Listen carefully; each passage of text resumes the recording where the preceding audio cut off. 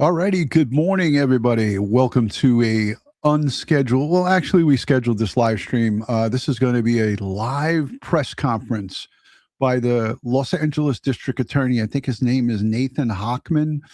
We're going to be hearing from him as it pertains to the charges against David Burke, also known as D4VD, on the murder of Celeste Rivas Hernandez. So apologize for messing that up for a second there.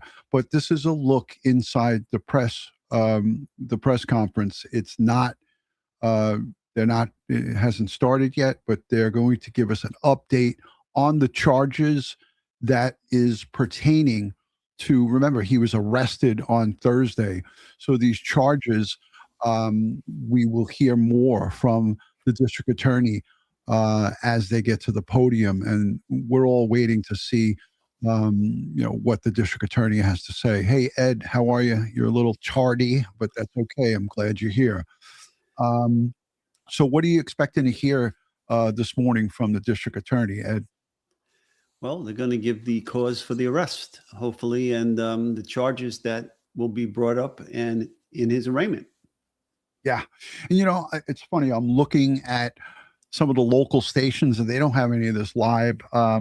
Shout out to this YouTube channel, which I just came across this morning.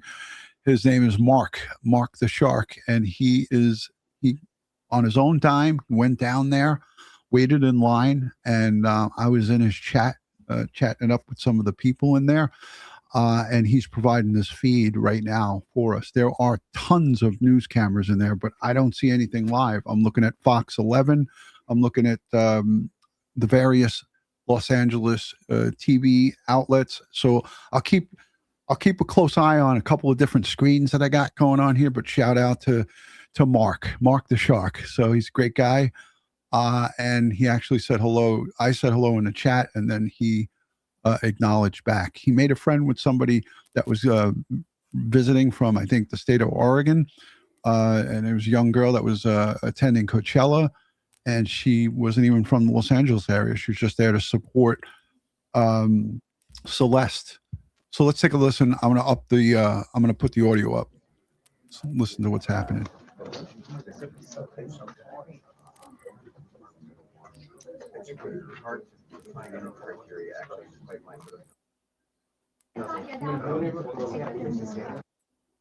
Okay, let's go. This thing looks ridiculous. Right, let's hear what the audio sounds like.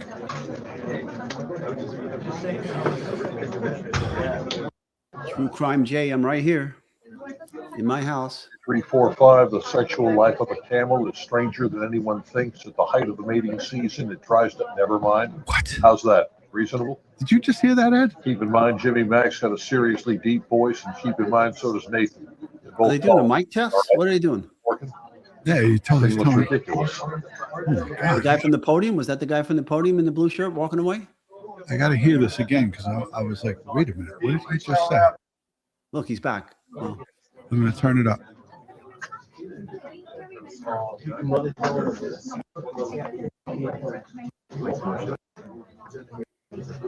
Was that we get a thumbs up from our friend the Shark? Yeah, that was Mark the Shark. He's Mark awesome. the Shark. Thank you, bro. I freaking love that guy. So does Nathan. They're both taller. Mind Jimmy Mack's got a serious. Never mind. Guy at the podium. Yeah, listen. 1, 2, 3, 4, 5. The sexual life of a camel is stranger than anyone thinks. At the height of the mating. The sexual life of a camel is stranger than anyone thinks. He's doing a mic check, but I mean, that's, whatever. He's got a silly thing that he does. Season, it tries to, never mind. How's that? Reasonable?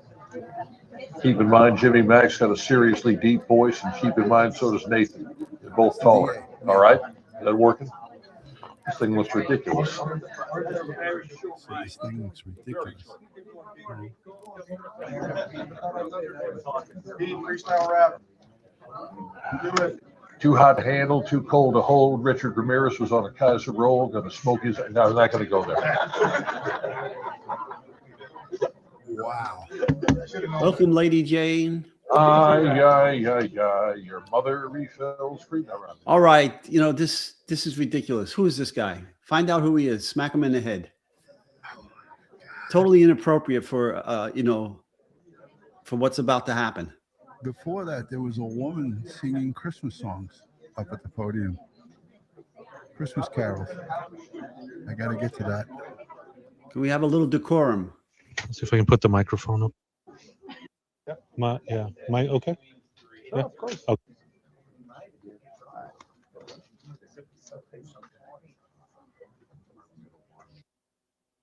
The children are all nestled in their bed while visions of sugar plums dance to their heads. You good? Thank you. Yeah, what? Yeah, mic test 1 2. Mic test 1 2. That's all you need to do. Jesus. This one right here. Oh, you're not set up yet, though, right? I mean, we're getting ready. We're just eating up some time here, but. Quick audio check. Was the night before Christmas and all through the house. Not a creature was stirring, not even a mouse. The stockings were hung on the chimney with care and hopes that St. Nicholas will soon be there. Everybody good? The children are all nestled in their bed while visions of sugar plums dance to their heads. You good? Thank you. So we're getting ready to talk about a murder of a child. Okay. This is LA, I guess. All right. Let's go. Yes, Jagaloons. I agree. Yeah, that's Major Jagaloon. I almost wasn't sure what I heard, so that's why I put it back. I'll turn the audio down as we look. Shout out to our good friend Mark the Shark for providing this video feed. I'm monitoring KTLA and Fox 11 over in Los Angeles. All right, let's go to the chat. What does everybody think we're going to hear today? Lady Jane, thank you for the super chat. She says, California weirdos, perhaps, just very inappropriate. Singing Christmas, or, just do a mic check. 1 2 1 2. Can you hear me? Testing 1 2 3. How about that? Whatever happened to that? All right. I guess I'm getting a little picky here, but he started making references to Richard Ramirez. Did you catch that, Ed? Yeah, Richard Ramirez and camel sex. I mean, give me a break. Oi, oi, oi, oi. All right, let's go to the chat. Where's everybody watching? If you're new, let us know that you're new. Lexi is shaking her head. Enton Flow 60 said Mark is good. Yeah, he's a good dude. He was out there all morning. I was watching him for over an hour. So shout out to Mark. Let's see. Yeah. Mama Sleuth says, you two add so much to my vocabulary. Yes. Ocean Girl says, OC Girl, Orange County Girl says, very inappropriate. I agree. Hey, Joey, good to see you. Shout out to Ron, Egg Drop Joey. He ran the program that was the moderating program for Periscope. So shout out to him. Good to see you, Joe. Thank you for the support. So Roseville, California. Anybody else checking in? Tampa. I see there's Roseville. There's Tampa, Georgia. Tampa, Florida. Georgia is in the house, Ed. Everybody's agreeing. No, you're right. It felt twisted. That is so inappropriate. I don't know who these people are. First time. Let's see what he has to say. Yeah, 9:53. Yep. Doing a Time check. 9:53. Jane says the UK, we've been supporting you since 2021. Good to see you, Jane, and thank you for the support. Cheers.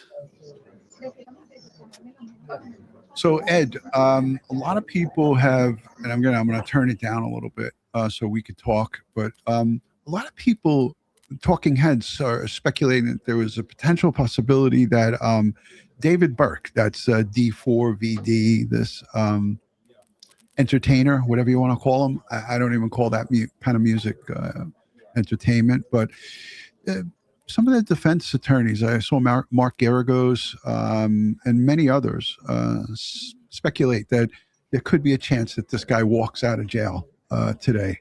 On bond? That they're not going to charge him. I think that's a ridiculous far reach. They have podium set up with her picture.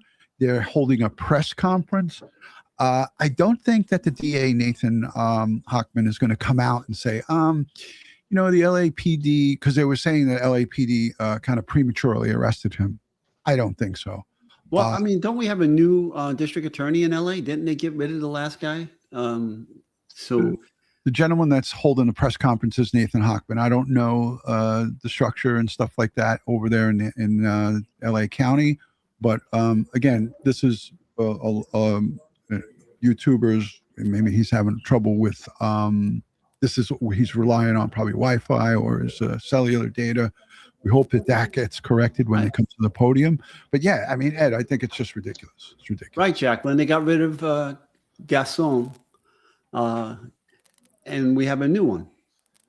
I hope this isn't the case. Well, I mean, you know, based on that photograph right there and that board, I'm guessing that's not going to be the case. Yeah.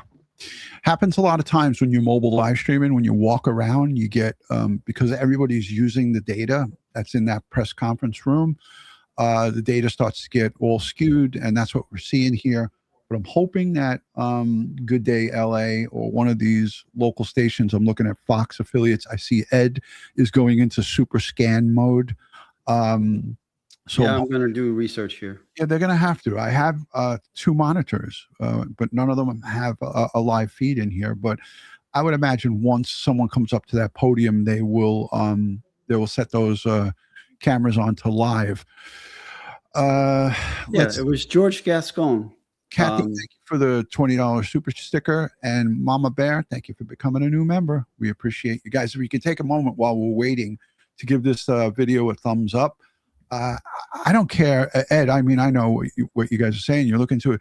I don't care who's in charge. But the bottom line is, if they have the evidence and they have that, they had probable cause to put him in handcuffs and lock him up and put him in jail until now, with no bail.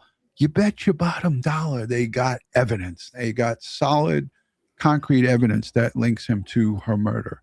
Well, I mean, look how long it took from the time that body was discovered in his car to the time he was picked up.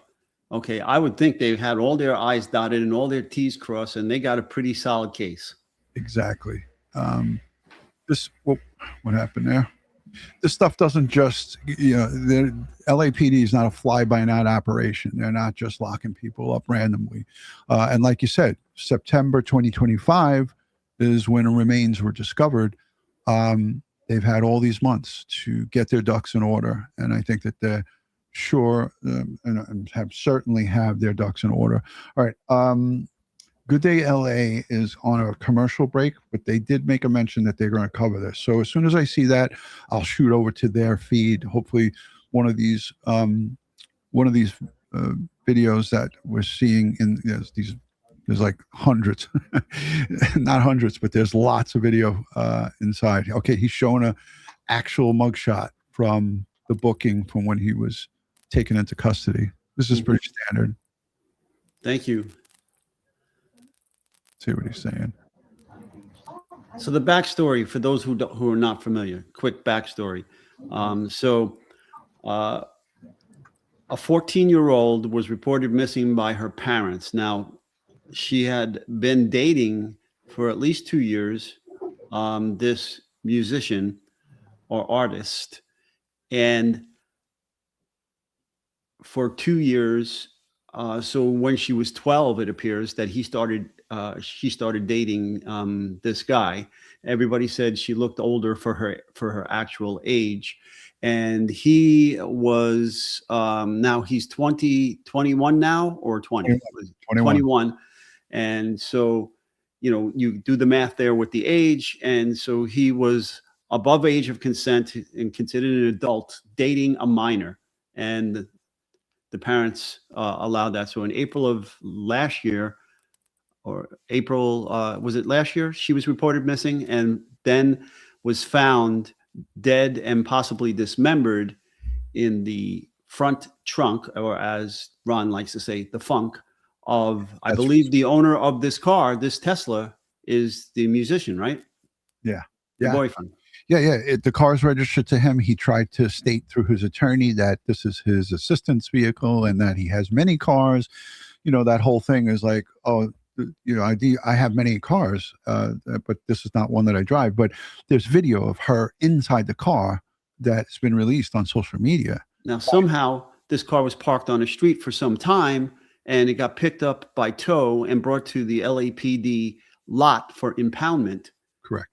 And it was only after the the decomposition occurred and the smell of death was prevalent, that they opened the trunk and found this young lady possibly dismembered in plastic bags in that.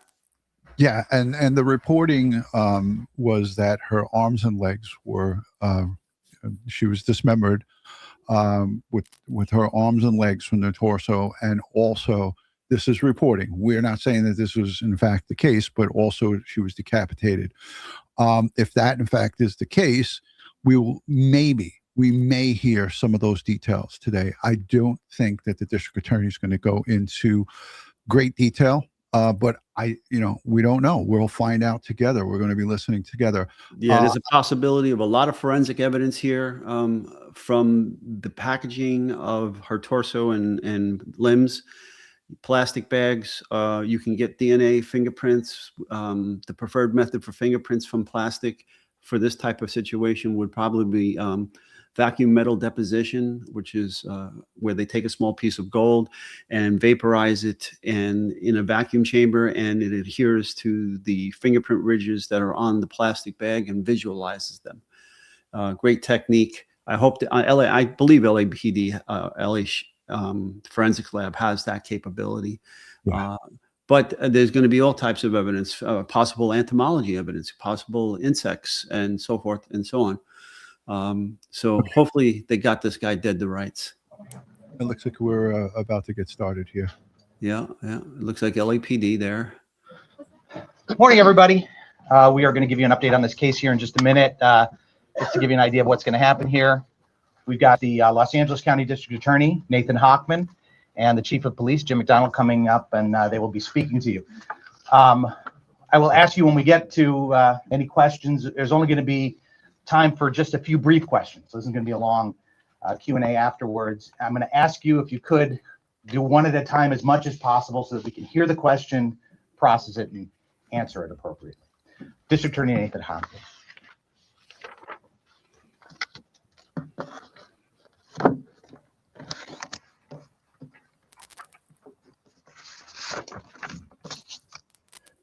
Good morning. My name is Nathan Hochman. I'm the District Attorney of Los Angeles County.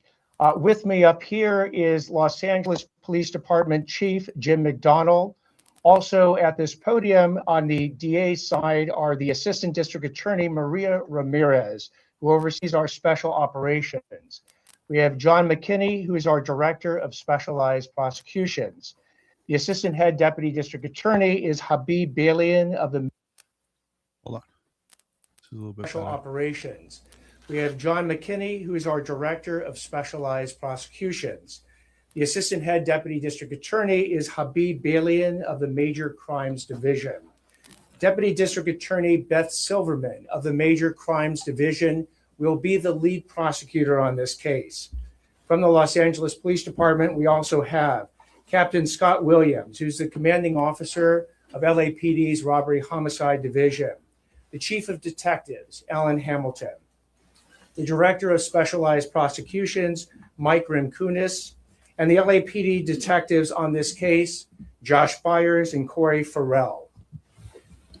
Today, I am announcing the charges against David Anthony Burke, the musician known as David, spelled D4VD, in connection with the brutal and horrific murder of Celeste, a 14-year-old at that time. These charges include the most serious charges that a DA's office can bring. That is first-degree murder with special circumstances. The special circumstances being lying in wait, committing this crime for financial gain, or murdering a witness in an investigation. These special circumstances carry with it, along with the first-degree murder charge, a maximum sentence of life without the possibility of parole or the death penalty. The determination on whether or not the district attorney's office will seek the death penalty will be made at a later time. Before I get into the actual charges, and there are additional charges against Mr. Burke, including continuous sexual acts, lewd and lascivious sexual acts with an individual under 14 years old, and mutilating a human remains of a body. before I get into the description of these charges and their seriousness, I want to look at this as a parent. I am a parent of 3 children, and a parent's nightmare is a situation where your daughter goes out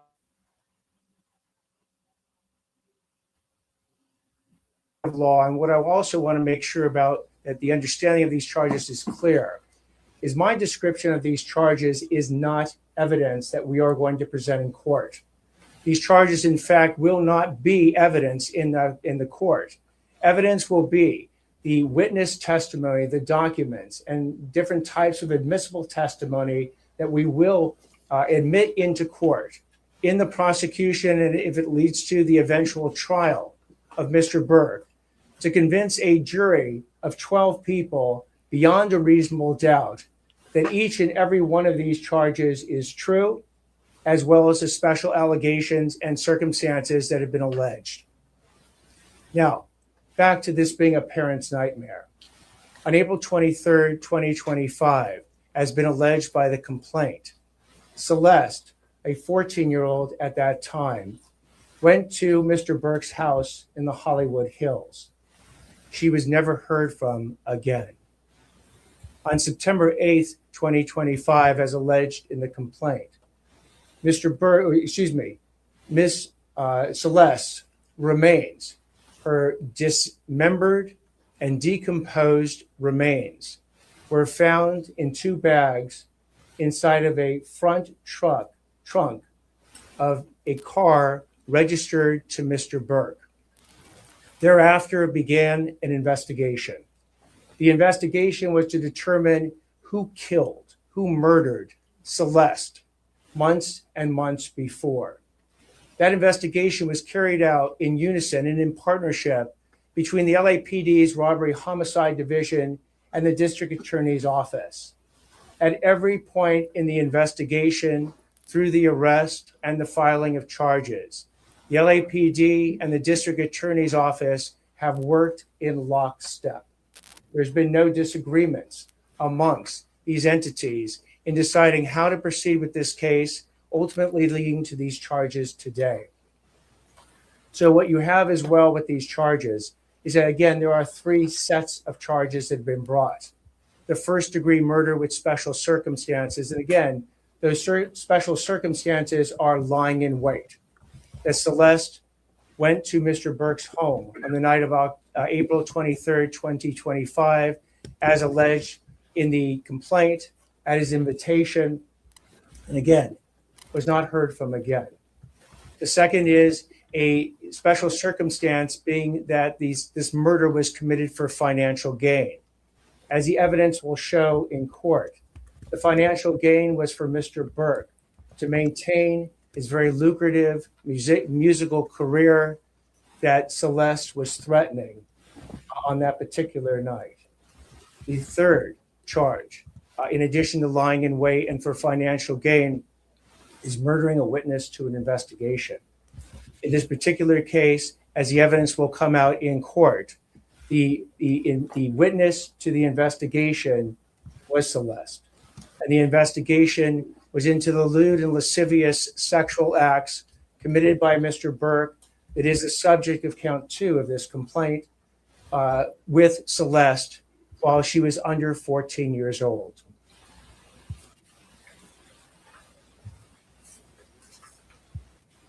I had the chance to meet with some of the family members of Celeste, and their grief is incalculable as to what happened to their daughter. What they have demanded, what we have assured them that the District Attorney's Office working with LAPD would give them is the proof beyond a reasonable doubt on who killed their daughter, on how their daughter was killed, when their daughter was killed, and bring that killer to justice. That killer that we have now charged is David Anthony Burke. We will have questions after I speak and Chief McDonald speaks. At this point, I invite Chief McDonald to speak. Thank you very much. Good morning, and thank you all for being here. want to begin by expressing my deepest condolences to the parents of Celeste Rivas. No parent or any human being should have to endure what you've gone through. Today, alongside DA Hochman and our partners at the LA County District Attorney's Office, and thanks to the tireless and hard work of our investigators at the LAPD, we're announcing the arrest and prosecution of David Burke for the murder of 14-year-old Celeste Rivas. Throughout the 7-month investigation, this department has faced criticism for how we handled the case and for our decision not to provide details. I want to be clear about something. My duty is not to fuel speculation, it's to deliver justice, and that requires patience and discipline on everybody's part. This investigation was driven by a single purpose: to secure justice for Celeste Rivas and for those who loved her. We had to be certain that nothing we did or said would ever jeopardize this case. Ms. Rivas was a reported runaway from Riverside County. During the course of our investigation, detectives learned that she had been involved in a sexual relationship with Mr. Burke when she was a minor and he was an adult. On April 23, 2025, Ms. Rivas arrived at Mr. Burke's home in the Hollywood Hills. That's the last time she was known to be alive. On September 8, 2025, Ms. Rivas's dismembered and badly decomposed body was discovered in the front trunk of Mr. Burke's impounded Tesla. From that moment forward, our investigators faced an extraordinary, difficult, and complex case. The condition of her remains delayed the medical examiner's ability to be able to determine cause of death. The substantial amount of time that passed between her death and the discovery meant that crucial evidence had degraded or disappeared. And as detectives worked to uncover the truth, they also had to sift through and debunk a great deal of false information circulating publicly. These challenges were real, and they required patience, precision, and an unwavering commitment to the facts. Despite these obstacles and despite intense public pressure, our Robbery Homicide Division detectives remained steadfast in their duties. They recovered and analyzed a substantial amount of digital and forensic evidence. They stayed focused, disciplined, and committed to uncovering the truth. Their work, in close collaboration with the District Attorney's Office, has brought us to this moment today. I want to thank the District Attorney and his team, as always, for their partnership. This case demanded coordination, persistence, and a shared commitment to justice. Also, thank you to our media partners for showing up today and for sharing this important message with the public.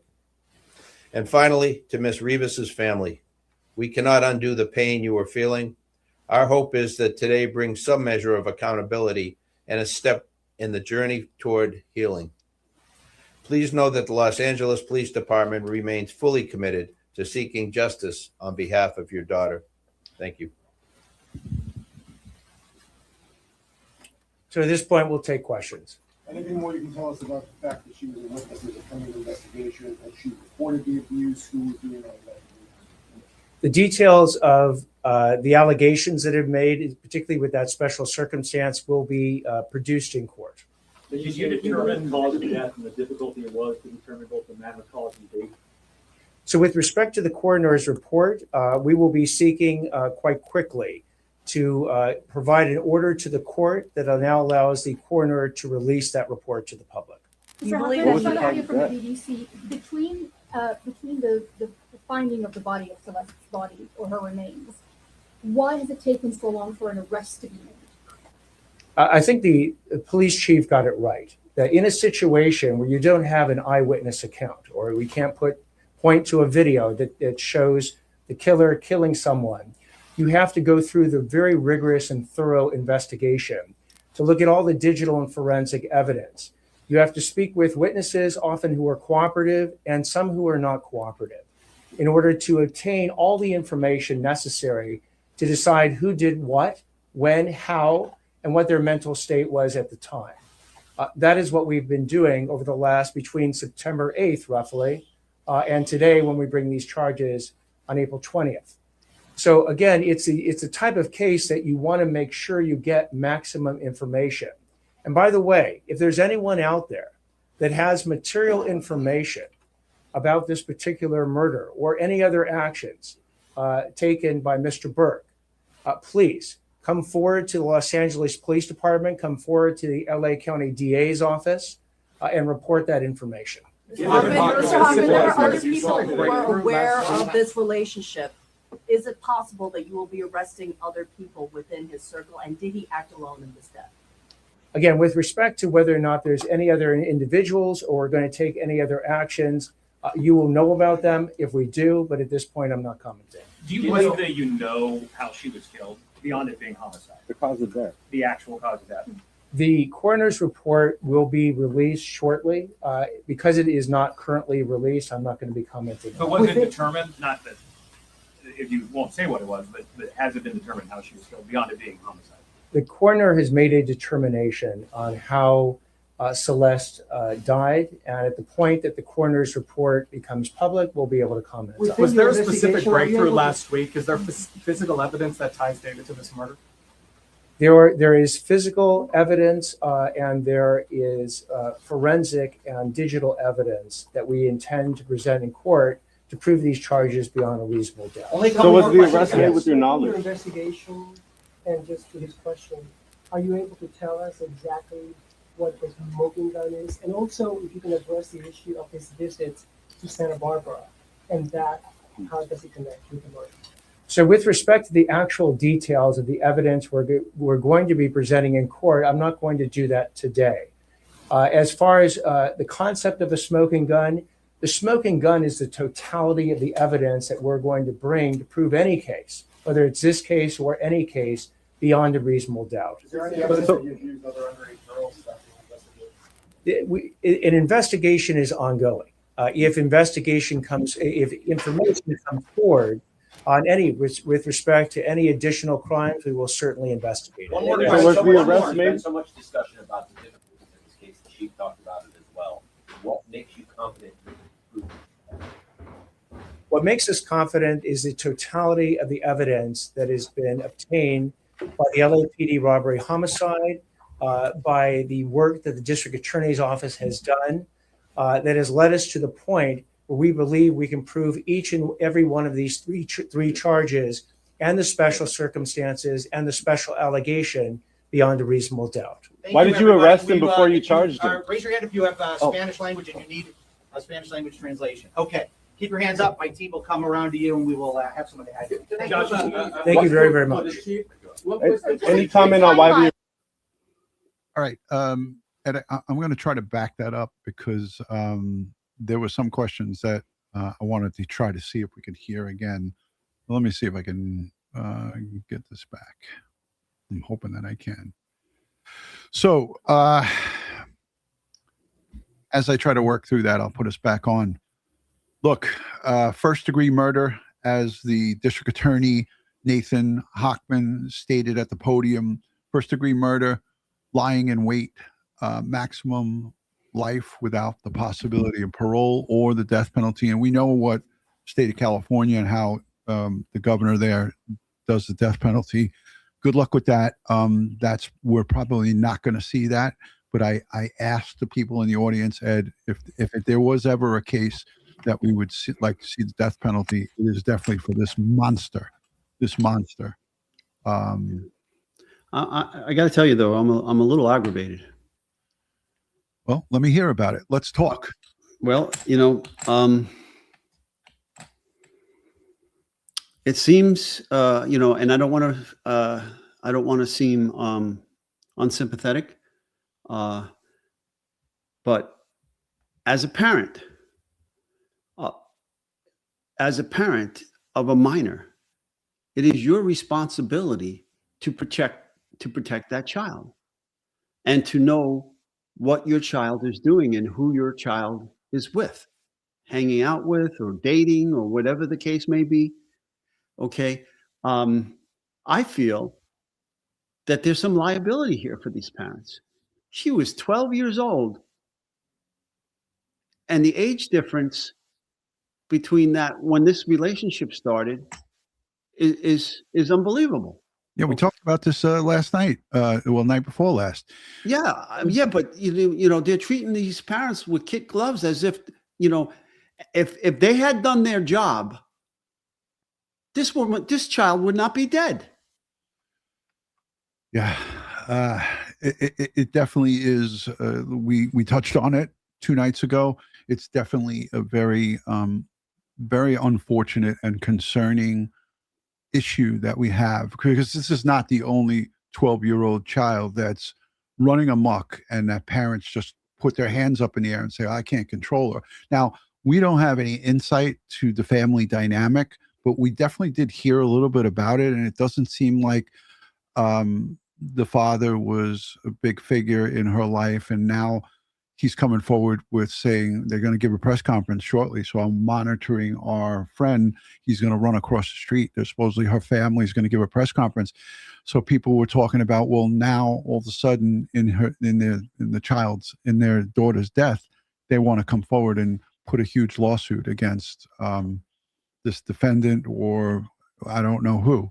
So it's a difficult it's difficult pill to swallow, because we as good parents, we say to ourselves, look, if there's a problem, it doesn't matter what it is with our children, we're going to, step in. But I mean, we could do everything right and still have a bad child. Of course. But but there are avenues that are available. Like, you get a PIN, person in need of supervision, right? You get what we call the PINs, person in need of supervision. Through family court to assist you with a troubled child that's underage. Okay. Right. I mean, there are avenues you can take, but if the child is living at home with their parents and the parents know of her boyfriend here, and this should never have been allowed. Yeah. Most of our chat is agreeing. And I say this because I don't know the family dynamic. I don't know how this young victim grew up. But all we know is that at 12 years old, she was in a 2-year relationship with somebody in their 18 or 19 years old, right?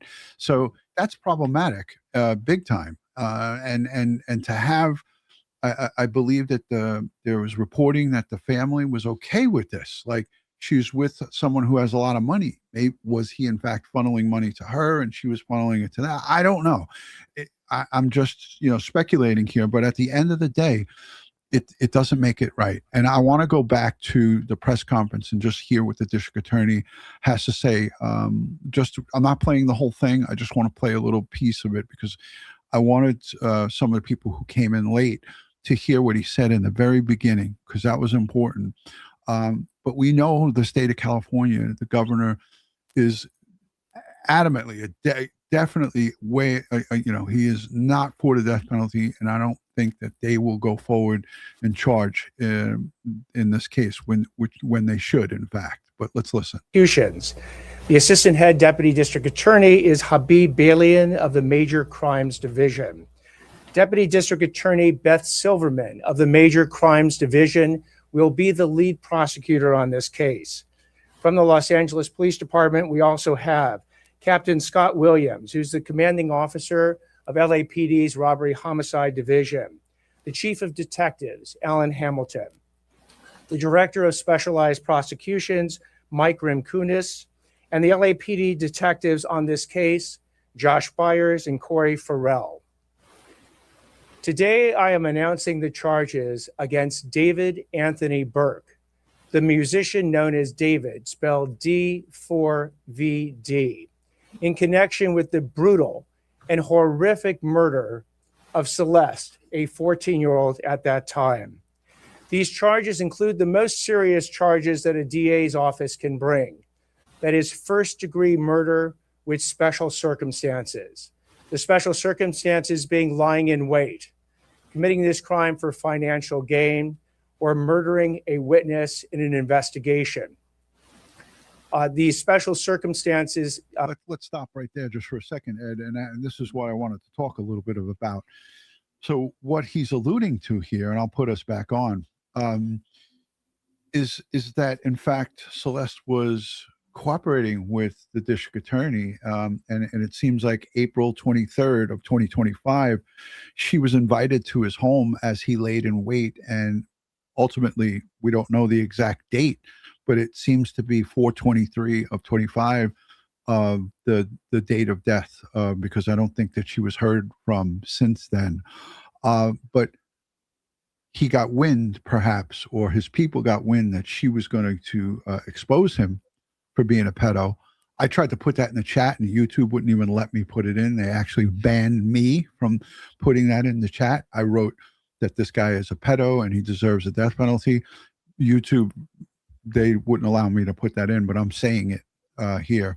But this is what the district attorney is alluding to here, is that she was a witness and was coming forward to cooperate with his office, and she was killed, lured in, and murdered and dismembered. And that dismembering was confirmed here. He didn't say, as I said before this, he didn't say how, but he said she was dismembered and put into 2 bags inside that frunk. Again, the forensic evidence should be able to show how she was dismembered, what kind of tool was used. And then they have a cause of death, right? So we know what the manner is. The manner is homicide. So the we'll figure out what was she strangled, was she stabbed, was she shot? They know that already. They know what's going on here. Yeah, but they were probably there's got to have some kind of money angle here as well. Okay, because he was trying to protect his wealth, he was trying to protect his reputation and his ability to make money, and he knew she had the goods on him. And they have him purchasing, or his people purchasing, a body bag months before this. Yeah, 2 body bags. Yeah, so all the credit card information, all that information is going to come out of what he bought, so forth. And it could be he even bought the tools to dismember her, and hopefully they have or whatever, Lowe's or wherever they went.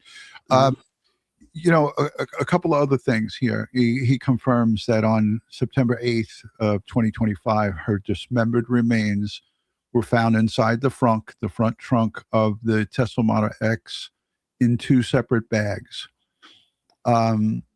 He also confirmed that the LAPD and the Los Angeles District Attorney Squad have been working in lockstep.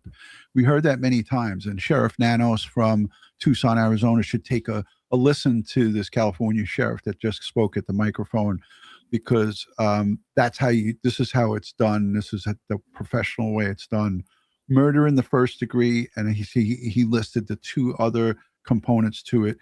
The third one was lewd and lascivious acts on a person 14 and under. And we know from doing the math that she was 12 years young when they started having relations. And that is despicable. It's almost hard to say that as a father, as a human being, as a good person. It hurts my heart to even say that sentence. But this beast, this monster, this savage, thought it was okay to start a sexual relationship with a 12-year-old at the age of 18 or 19.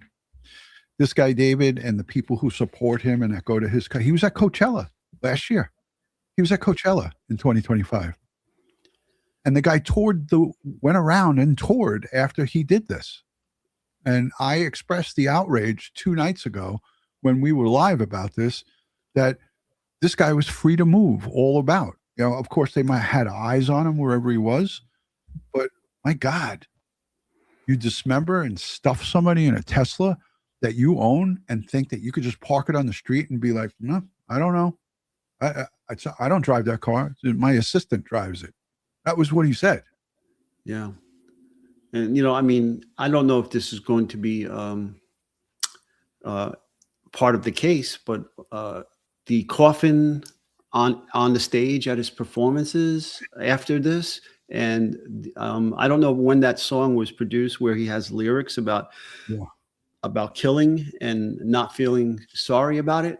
It was 2 years prior. It was 2 years prior to this murder that those lyrics came out. It was in 2022. But look, the district attorney also further stated that there is no video evidence of the murder. I took some notes as this was going on. That the physical and forensics and digital evidence will show that he did in fact murder and dismember Celeste on or about April 23rd, 2025. The charges were officially filed today on 4/20. And look, you know, murder in the first degree, lying in wait and for financial gain, the lewd and lascivious acts. It says it all. And it's just, to me, it's the worst of the worst when it comes to crimes, when you hear stuff like this. Let me just listen to a little bit more of this. Carry with it, along with the first-degree murder charge, a maximum sentence of life without the possibility of parole or the death penalty. The determination on whether or not the district attorney's office will seek the death penalty will be made at a later time. Before I get into the actual charges, and there are additional charges against Mr. Burke, including continuous sexual acts, lewd and lascivious sexual acts with an individual under 14 years old, and mutilating a human remains of a body. Before I get into the description of these charges and their seriousness, I want to look at this as a parent. I am a parent of 3 children, and a parent's nightmare is a situation where your daughter goes out one night and never comes back. As we will show in a court of law, and what I also want to make sure about that the understanding of these charges is clear, is my description of these charges is not evidence that we are going to present in court. These charges, in fact, will not be evidence in the court. Evidence will be the witness testimony, the documents, and different types of admissible testimony that we will admit into court in the prosecution, and if it leads to the eventual trial of Mr. Burke, to convince a jury of 12 people beyond a reasonable doubt that each and every one of these charges is true, as well as the special allegations and circumstances that have been alleged. Now, back to this being a parent's nightmare. On April 23rd, 2025, as been alleged by the complaint, Celeste, a 14-year-old at that time, went to Mr. Burke's house in the Hollywood Hills. She was never heard from again. On September 8th, 2025, as alleged in the complaint, Miss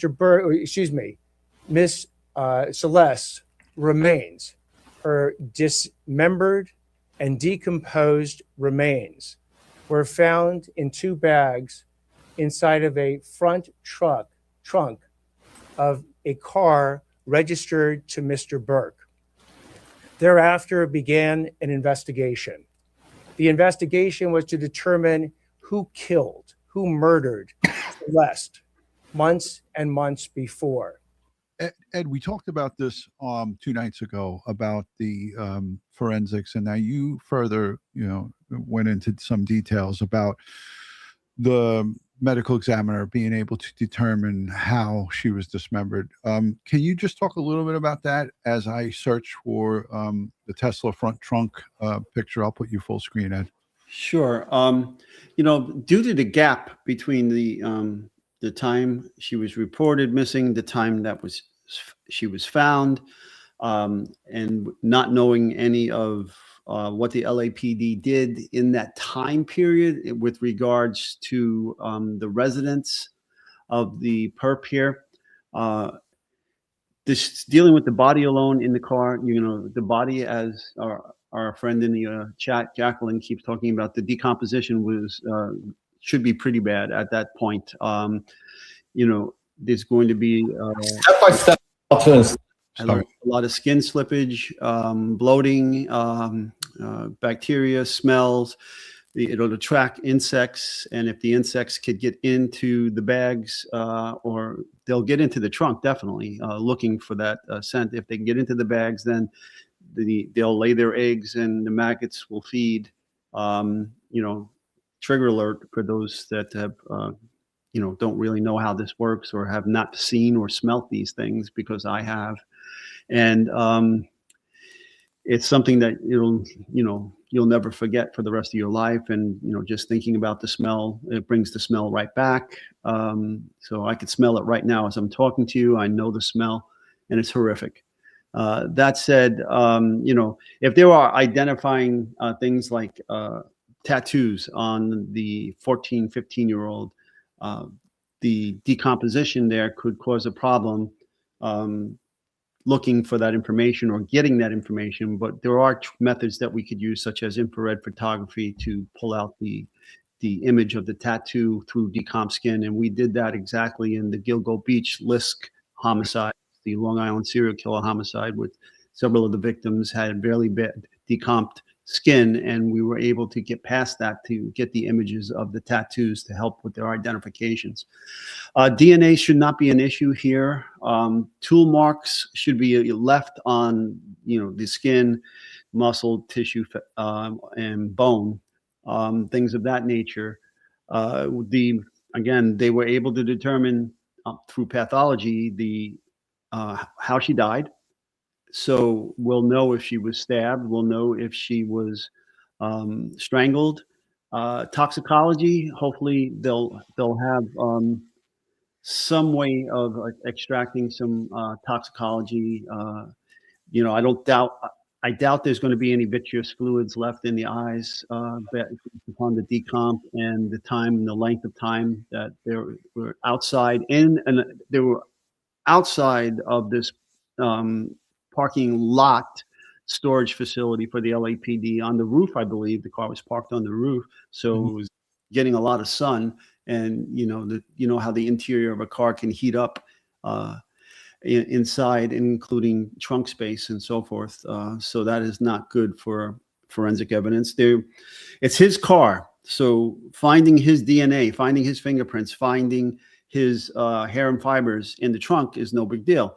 But finding those things inside the bag, right? Okay, yeah. That's good evidence. Okay, and that's possible. And let's be clear, Ed, a lot of people in the chat might, not have the right information. The remains were not found when the car was parked on the street. And it was parked on the street for a period of time because neighbors were passing it and saying, oh, it's been here for a while. And nobody called. And then finally somebody called and made complaints. And there was multiple complaints. And then the LAPD or the parking folks came and they towed the car. And they didn't discover or didn't smell anything while they towed the car. As in fact, the car had to have come through the main section of that tow lot and then get assigned to a spot where they were going to put it, and then gets checked in and then put up on the top of the roof. And then maybe somebody that was walking by, or the tow guy, when he was undoing it, was like, whoa, wait a minute, something's not right here. So we don't have the details. We're just guessing. This is the size of the front trunk. This is a Tesla Model X, the exact trunk where Celeste was placed in 2 bags. Now, I don't know if you guys can, I know I have one of these. You can fit little doodads and gadgets in there, maybe a small little suitcase, a piece of luggage, but not a full-size one. I have like my tire repair kit in there and some tools and accessories, but this is the size. This is the Tesla front trunk that they're referring to, the front. And you guys can get a good look from this. It's not deep. It's not spacious. And that's where her remains were stuffed, in this car, in that black car right here. And we're seeing it full screen, folks. It is small. I'll actually take a short little video of mine and I'll upload it so you guys can see it. But use a tape measure. Yeah, I'll measure it out and get you all the details. And I could probably just look it up online real quick. She did have tattoos, I believe. Well, I don't know if she did or didn't, but the point is, I wasn't saying that she had it. I said that if you have tattoos on decomp skin, it becomes a problem with because we could use the tattoos to identify them, but again, there are techniques we could use to try to combat the decomp to get to the actual tattoo image. But she may have had tattoos. Who I don't know, but she shouldn't be dating this guy, and who knows? Yeah. So I wanted people to see this because I don't know how many people took that extra step to go and look at the size of it. And I have a Tesla Model Y, and the X is just a tad bit wider, not much, and it's the same. It has the same depth going down and the same width. So it's very teeny. You know, a full size human body. You would be able to get somebody small in there, but again, it's a very compact space. This is all that there is gasket wise. Mine doesn't even have this rubber. So this is the upgraded model. This is like the $110,000 Tesla Model X. So it's got this rubber around it. Mine doesn't have any. And if you notice, when it comes out, there's nothing here that seals this part. Like many of the hoods on regular cars with engines have a gasket that's attached to the hood that's up. And it's like a gasket seal that will go. Teslas don't have that. Does yours leak? I put a gasket seal kit myself. I installed that, so no water gets in. But if you don't do that gasket seal, water is all in here, but it's just all plastic and it just drains down. But the reason I'm saying it is because that also is not another layer of trapping in odor and maybe maybe deferring that odor from permeating and coming out right away if there was some type of seal, but there is none. I hope that they had gotten warrants and gotten into his residence and searched the areas where the possible dismemberment occurred, checked the plumbing. And I know there was that gap. Again, that kind of hurts us in terms of forensics. There was that gap, but I hope they got in there and search for those, maybe take some plumbing traps, search in there, use some luminol or Blue Star to see if there's any latent blood present. Again, we don't know in the course of the investigation if any of this occurred, or if it did occur, when it occurred, right, and what the results of that will be. But I'm hoping with now this announcement that there will be more information released in terms of what they have against them. Right. Let's go to the chat real quick as we wrap it up. So there was a lot of information, not the details, not technical details, and we didn't think there would be. What was confirmed that was not confirmed prior, and it was rumor, is the dismemberment. That was confirmed by the district attorney, Nathan Hochman.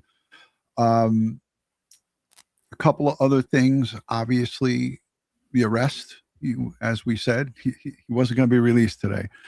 There was a blonde former district attorney or attorney that was on one of the stations, and she was like, "Oh, he may be released tomorrow." Come on, all right. Let's see. Is there any questions in the chat? I want to just see if we didn't miss any. I want to just say thank you to everyone who's given super chats. Coral and Dexter is here, a member for 19 months. Good to see you, Coral. Thank you for joining. And the Angel Rock with Lori, Pot Fam. Thank you for the hugs and much love from Thunder Bay, Ontario, Canada. Good to see you. And Lady Jane, she became a new member. So yeah, it's a sad case. We're looking at the sexual assaults and sexual abuse of a 12 to 14-year-old between the ages of 12 and 14 when she was killed. And to add insult to injury, this is a famous, entertainer in the music industry. That he would, go and do shows, and tens of thousands of people would come and pay to watch him perform. It's despicable. It's horrific. And a lot of people in the chat are saying, like in the entertainment business and in Hollywood, these people exist and they think that they can get away with it because they have money. And that doesn't always work. But unfortunately, what about the cases and all the things that are going on right now that we don't even know about, that are happening as we speak? And that's the crazy part, is that in Hollywood and in, people in these rich circles with money, Epstein-like circles, they feel like they're untouchable. This guy was like traveling and touring. Yeah, well, I mean, it's not the first time we've seen this, right? Harvey Weinstein, Puff Daddy, Yeah. It's when you have that money and prestige, it goes to your head, and again, you think you're untouchable. Yeah, it's disgusting. R. Kelly. Yeah, Mhm. the list can go on and on and on and on and on and on. But at the end of the day, I was happy to bring this to you guys live. I wasn't sure if we were going to be able to get it, but this has been extended coverage from the press conference. That was probably 10 a.m. Los Angeles. They started pretty close to on time, Ed. So that was good. I was a little worried that we were going to be sitting here waiting. Teslas do have cameras, but he said there's no video of the murders. This is exact words. We have no video of the actual murder, but they have what he said was physical and forensic digital evidence, and they have enough of it to really put the nail in the coffin, so to speak, for this David freak. And this guy, I hope they throw him underneath the jail. And, I hope he doesn't have one good day while incarcerated, because he's used to, 2,000 thread cotton sheets or silk sheets and all the good stuff that, what did they say? He was paying $25,000 a month in rent for that rental home that she was lured to and ultimately murdered. So, here we go. Let's see. Yeah, he's a little. I did hear that. I mean, I don't know much about this scumbag, and I don't really care to know much about him. But yeah, I hope he doesn't have one good day while incarcerated. Ed, final thoughts before we wrap it up. Well, I'd like to get my hands on that autopsy report and get a good look at that. I'd also like to see what the forensics are, both physical and digital, and so I can see how strong this case is. Yeah. Deputy Duda said, glad all of his sponsorships got canceled right away. People disassociated themselves quickly from him once he got arrested, but there was people still sponsoring him and still on, riding on his coattails and behind him until he got arrested. So Becky B, who had a lot of fun with us on Saturday when we did that members only. She said her husband and her whole household was waking up. She said, I hope they give him all the luxury of prison. Yeah. I don't think he'll be well liked in prison. Again, the pedophiles don't do well in there, and he, this is like, it also reminds me a little bit of obviously a different case, but Stephen Stearns. He took advantage of a young minor, wound up ultimately killing her because she was going to come and expose him, and his gig was up. And I think this is what we're seeing here in this a different set of circumstances. But in both cases, we have failing parents, that being Jennifer Soto. And she's still roaming around free. I think she should be locked up too. So, all right. Any other questions in the chat? I just want to make sure we get everybody in. If you're not yet subscribed, please consider subscribing. Give the video a thumbs up. Share it out onto your social media platform. My wife is home and she's waiting for me. I have to take her out to an appointment, so I got to run. That's why I'm trying to wrap this up real quick. But I appreciate Ben McCoy and everybody being here. And again, replay viewers, we love you guys. All of the folks who are here live with us in the chat, your comments, your questions, your concerns, they always are important to us. So if we didn't answer your questions, leave us a comment in the comment sections and we'll answer you back. On behalf of Crime Time with Duty Ron and Ed Wallace, sending straight prayers and positive vibes to the prosecutors and all of the investigators in this case. And the DA, Ed, remember, he said if anybody has additional information, so they're still willing to take additional information for witnesses, or anybody come forward. And he made that very clear. So Ocean Girl was asking you if they can determine if she was pregnant at the time of her murder. Sure. This happens in a lot of the cases, and Barbara Busher told us about that. That it is possible, even still possible, Ed, if she was dismembered and left for months and months and months before she was. Well, yeah, her torso is still there now. I mean, if there was, depending on the age of the baby, present still, it's going to be found at autopsy. If in fact she was pregnant, I don't have any knowledge of that, nor do we don't know anything about that. But the question was, can it be determined if she was pregnant? And the answer is yes. Thank you for the birthday wishes. I turned 62 yesterday. I'm officially an old bag. So thank you for the birthday wishes. The big 6'2". I think I'm hoping for a much better year than last year. This time last year, I was in agony with the pain. So I've come a long way. So yes, thank you for that, and thank you to everyone who's here. All right. So someone said they said she was not pregnant. Nobody's saying it. It was just a viewer that asked the question if it could be determined. That's it. Gosh, sometimes I don't even like to. Sometimes I don't even like to entertain some of this stuff because everybody takes it the wrong way. But anyways, again, thank you, Ed. I'll leave you with the final, and we'll get out of here. All right, folks, thanks for sharing your time with us here today. I know your time is valuable, and it's an honor to have you here with us and spreading the word about us. And as always, folks, stay safe, stay prepared, and watch your six. Amen to that. We'll see you guys on the next one. Thanks for watching, and we'll keep you updated as things occur. Ed, I got to run, so I'm bouncing right out of here. All right, talk to you.